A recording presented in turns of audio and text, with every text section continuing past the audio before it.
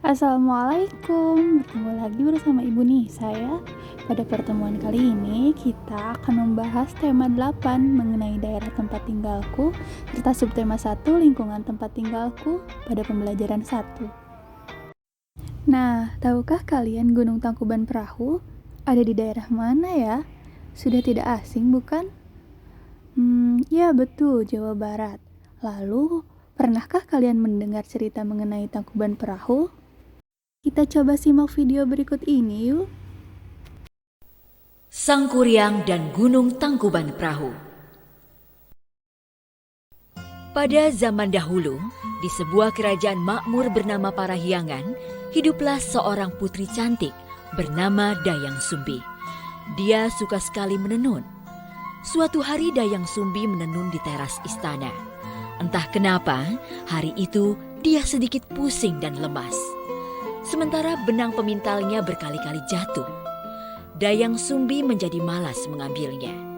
Karena jengkel, benang pintalnya jatuh terus, dia pun berkata, "Barang siapa yang mengambil benang pintalan itu untukku, saya bersumpah kalau dia laki-laki akan kuambil sebagai suami." Dayang Sumbi senang karena benang itu sudah berada di dekatnya. Lalu siapa gerangan yang mengambilnya? Hah? Siapa yang telah mengambilkan benang pintal ini untukku? Sepertinya tidak ada orang di sini. Betapa terkejutnya Dayang Sumbi.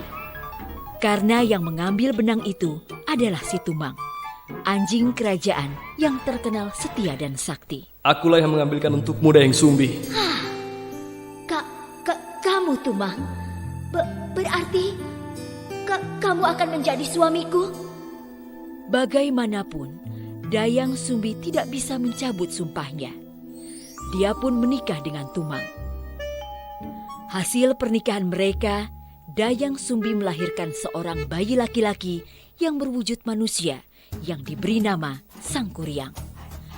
Tumang berpesan kepada Dayang Sumbi supaya tidak mengatakan pada Sangkuriang jika Tumang adalah ayahnya. Dayang Sumbi, tolong jangan katakan kepada anak kita jika aku adalah ayahnya. Baiklah Tumang, aku tidak akan mengatakannya kepada Sangkuriang anak kita. Sangkuriang tumbuh menjadi anak laki-laki yang sehat, lincah dan cerdas. Tumang pun selalu mengikuti Sangkuriang kemana dia pergi, serta mengajarkan kesaktian yang dimilikinya.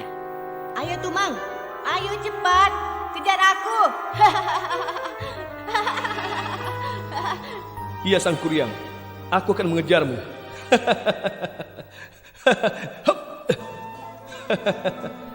Sangkuriang mengira Tumang adalah anjing peliharaan semata. Dia tidak mengetahui jika Tumang adalah ayahnya. Suatu hari, Dayang Sumbi menyuruh Sangkuriang berburu binatang untuk pesta di istana. Sangkuriang anakku, pergilah berburu ke hutan bersama Tumang untuk pesta istana. Baik Ibunda, Sangkuriang pasti akan mendapatkan hasil buruan yang banyak. Sangkuriang pun pergi ke hutan ditemani Tumang. Sayangnya, sampai hari gelap, dia tidak mendapatkan hasil. Karena jengkel, akhirnya Sangkuriang membunuh Tumang dan menyerahkan dagingnya sebagai hasil buruan untuk pesta istana. Dayang Sumbi tidak mengetahui jika daging itu adalah si Tumang. Dia mengira itu daging hasil buruan. Ibunda, ini hasil buruan untuk pesta istana nanti. Wah, terima kasih anakku Sangkuriang. Setelah pesta usai, Dayang Sumbi menanyakan keberadaan Tumang yang tidak kelihatan di pesta istana.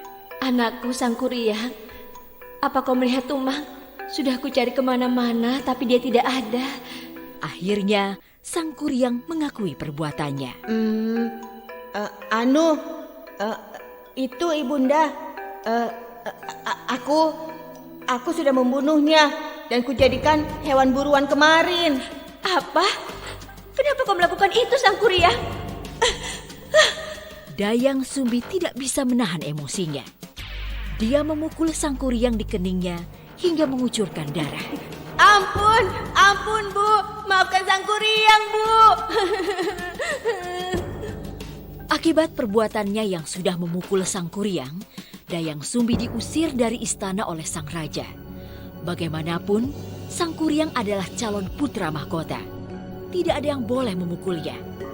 Dayang Sumbi pun akhirnya pergi meninggalkan istana. Waktu pun berlalu. Sang Kuryang tumbuh menjadi pemuda tampan, sakti, dan disegani. Suatu hari dia pergi berburu di hutan. Alangkah terkejutnya dia saat bertemu dengan seorang gadis yang sangat cantik. Hah? Siapa gadis itu? Wajahnya begitu cantik rupawan. Sang Kuryang tidak tahu jika perempuan itu adalah Dayang Sumbi ibunya. Begitu pula sebaliknya, mereka saling jatuh hati. Sang Kuryang tidak berpikir lama untuk melamar Dayang Sumbi. Kemudian Dayang Sumbi menerima lamaran itu. Dia sama sekali tidak mengenal Sang Kuryang yang sudah tumbuh dewasa. Baiklah, aku bersedia menjadi istrimu, wahai pemuda tampan. Namun sebelum hari pernikahan mereka, Dayang Sumbi menemukan bekas luka di kening Sang Kuryang yang sama persis dengan anaknya dulu. Ya Tuhan, ternyata pemuda ini Sang Kuryang anakku. Luka di keningnya sama seperti dahulu. Dia memang anakku. Dayang Sumbi segera berusaha mencari akal untuk menggagalkan pernikahannya dengan Sang Kuryang. Sang Kuryang, kamu bisa menikahiku, asalkan kamu bisa memenuhi permintaanku. Apa gerangan permintaanmu, wahai gadis cantik? Dayang Sumbi sudah memikirkan syarat itu. Suatu hal yang tidak mungkin dipenuhi oleh Sang Kuryang. Aku ingin kamu mengubah bukit itu menjadi bendungan dan membuat perahu untuk menyusuri bendungan itu. Semua itu harus sudah selesai sebelum fajar menyingsing. Permintaan Dayang Sumbi sungguh berat. Namun Sang Kuryang tidak ingin kehilangan Dayang Sumbi. Baiklah, aku akan mewujudkan semua permintaanmu. Sang Kuryang mengeluarkan seluruh kesaktiannya. Dia mengundang seluruh makhluk halus dan jin untuk membantunya. Kesaktiannya ini dulu diajarkan oleh ayahnya Tumang. Mereka lalu bekerja semalaman menutup sungai dan mata air dengan lumpur dan tanah. Akhirnya aku bisa menjadikan bukit ini menjadi bendungan. Saat semua sudah terbendung, Sang Kuryang pergi menebang pohon raksasa dan mulai membuat perahu yang sangat besar. Sekarang tinggal membuat perahu besar untuk menyeberangi bendungan ini. Aku pasti bisa. Dayang Sumbi mulai gelisah. Sebab pekerjaan Sang Kuryang hampir selesai. Padahal fajar masih lama. Aduh, bagaimana ini? Aku harus menggagalkan usaha Sang Kuryang sebelum terbit fajar. Dayang Sumbi berdoa dengan khusyuk kepada Tuhan agar usaha Sang Kuryang gagal. Oh Tuhan, bagaimana mungkin aku menikah dengan anakku sendiri? Itu tidak mungkin. Tolonglah percepat fajar datang agar semua makhluk halus itu pergi. Dan tidak ada yang membantu Sang Kuryang menyelesaikan pembuatan perahu besar itu sebelum fajar tiba. Keajaiban pun terjadi. Matahari terbit lebih cepat. Usaha Sang Kuryang pun gagal. Hah? Sudah pagi? Padahal perahu yang aku buat belum selesai. Sang Kuryang sangat marah saat mengetahui jika dia ditipu. Siapa sebenarnya kau ini? Kau sudah menipuku. Tega sekali kamu. Dayang Sumbi menangis mendengar perkataan Sang Kuryang. Bagaimana mungkin aku bisa menikahimu, anakku? Sesungguhnya aku adalah Dayang Sumbi, ibu kandungmu. Sang Kuryang tidak percaya dengan ucapan Dayang Sumbi. Dia marah. Tidak mungkin. Aku tidak percaya semua perkataanmu. Tidak mungkin. Tidak.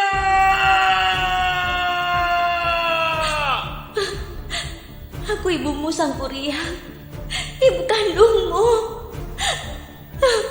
Kemudian Sang Kuryang menendang perahu buatannya hingga terlempar jauh.